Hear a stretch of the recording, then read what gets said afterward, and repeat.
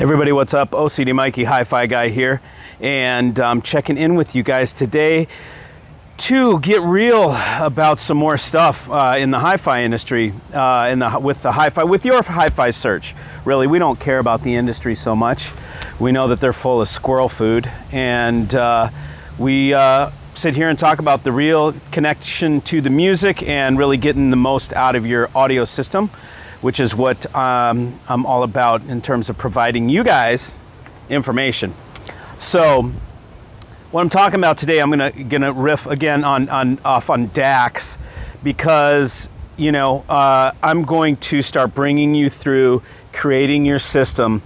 And the first thing, as you know, I appreciate and think analog is cool, but I don't build analog rigs for people. I just don't really think it's necessary to put them through that. I won't expand on that. We'll do that later. So the DAC is the heart of the system that I build, the systems that I build.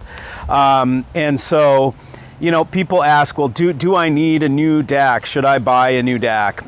And commonly, what I notice, a common thread that people's concerns are with buying a new DAC is that they want to have the latest technology. Okay, they're afraid that what they might buy might be obsolete in a year or 2 years. Okay, that is, I'm going to tell you, just listen to this right now.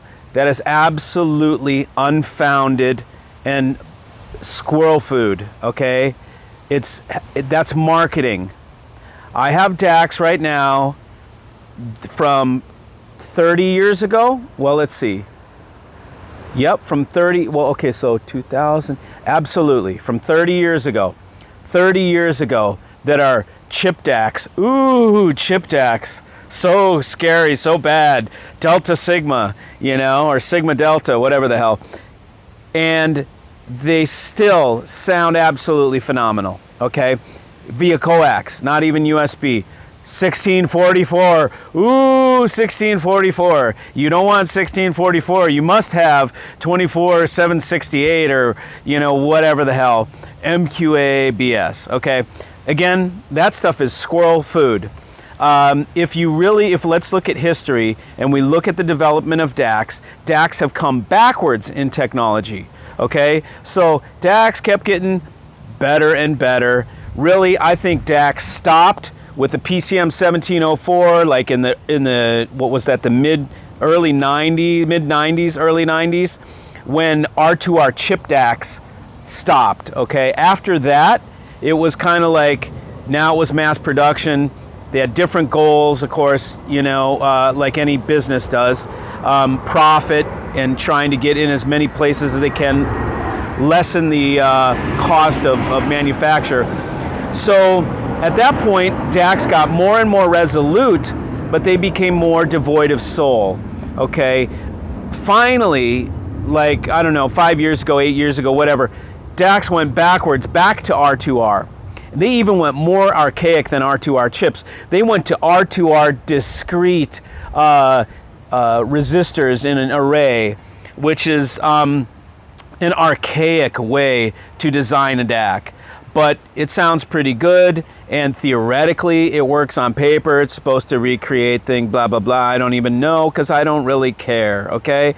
All I know is that in theory it's supposed to do something better than a chip, but in real, honest practice, I've not experienced that, okay? So to think that you need something that's new, a new technology, the new latest, greatest DAC, it's all marketing squirrel food.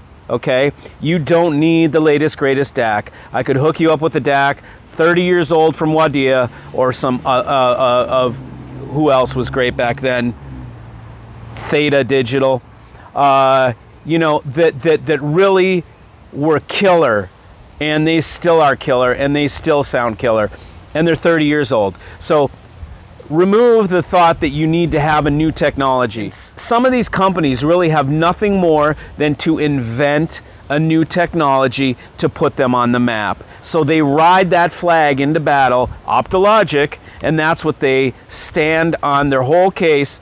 and you get the DAC, you listen to it, and it's just as harsh as the chip DACs. It's nothing, it doesn't sound any better. And people, if you read the marketing, you fall for it. I read the marketing, I fell for it. I was like, whoa, cool, this sounds awesome, I gotta try this. And then in practice, it was not as promised in the marketing, okay? So really, to think that you need the newest thing or new technology, or you feel that people are still making breakthroughs in DAC technology, that's not happening, okay? There are no breakthroughs in DAC technology right now. I guess my point is made. Forget about needing new technology for DACs, okay? You don't need new technology. What you need is a good design, okay? A good circuit. Nothing can trump a good circuit design. You just can't beat that. So what that means is the best DACs that are out are the DACs that don't change, okay? They've been the same. You have to realize that these companies will invent things that are new to keep you guys eating the squirrel food. They have to feed your squirrel to get your neuroses into it so that you make snap, impulsive decisions, okay? That's how many of these companies profit, from you making impulsive decisions. How do they make you impulse? They give you squirrel food. They feed your squirrel. They tell you about new optologic technology. They tell you about this or that that's new, and really nothing's changed with DACs. You don't need any new technology, okay?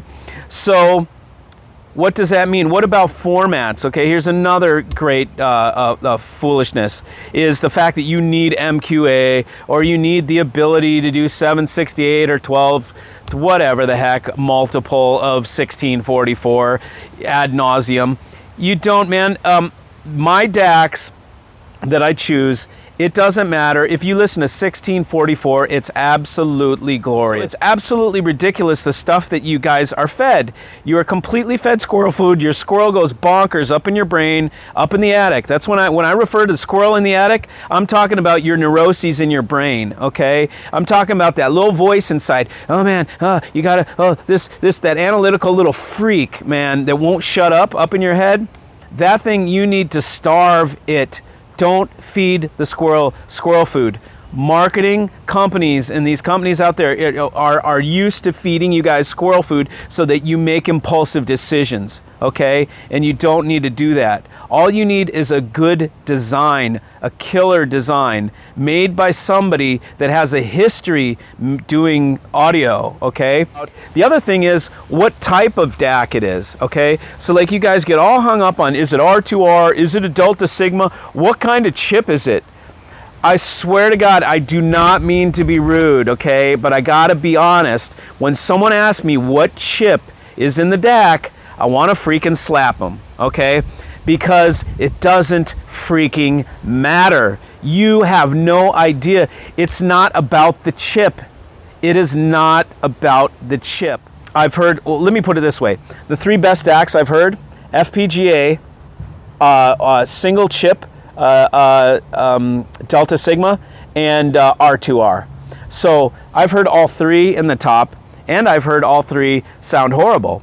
It is about the circuit design. It's not about the chip. You guys can't tell shit from asking me what chip it is, okay? And in fact, if you ask me what chip it is, I'm vowing right now, if that exact question comes up, what chip is it?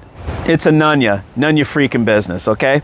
So, because it doesn't matter. You guys are not engineers, and even if you were engineers, you wouldn't ask what chip. You would need to ask so many more questions to quantify what that chip means. You'd need to know how it's implemented, but you guys don't know that. So asking that, it's like, I know you guys are conditioned when you come to me asking what kind of chip is it.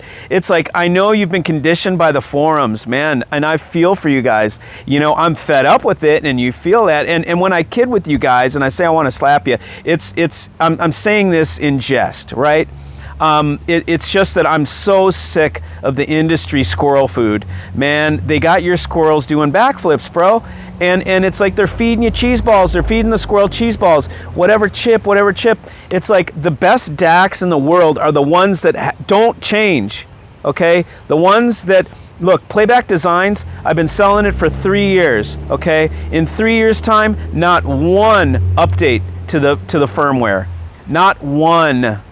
Okay? In 3 years since they introduced it, there hasn't been one update. Why? Because it was designed extremely well. What does it mean, PS Audio, when they change it every 6 months, the firmware? They're fixing stuff that doesn't work right.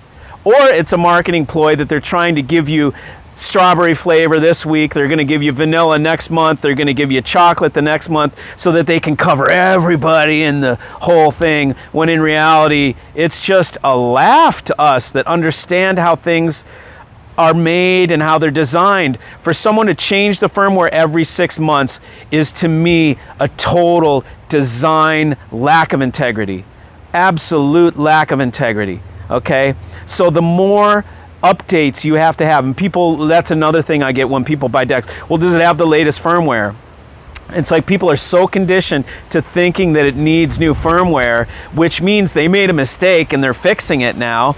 That look, the best decks are the ones that have had 0 firmware updates, that don't need any firmware updates, that haven't changed in 10 years. I've got something for you guys coming up that I'm going to introduce and then I'm going to find you something in the half of that price, and then I may go one more down, half of that, because I don't want to leave anybody out. Look, I'm dedicated to the music lovers, and I know some of you guys just don't have the means as the other guys, and I don't want to exclude you guys, okay? I'm about having a big, cool family of audiophiles that doesn't feed the squirrel with cheese balls, and that really loves music, and we have killer conversations. We get our gear fixed, okay, and our rig done, so that our conversations are about music, not about gear.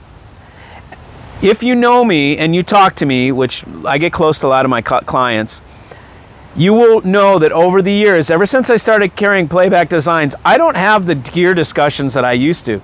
My gear discussions with people are about this short.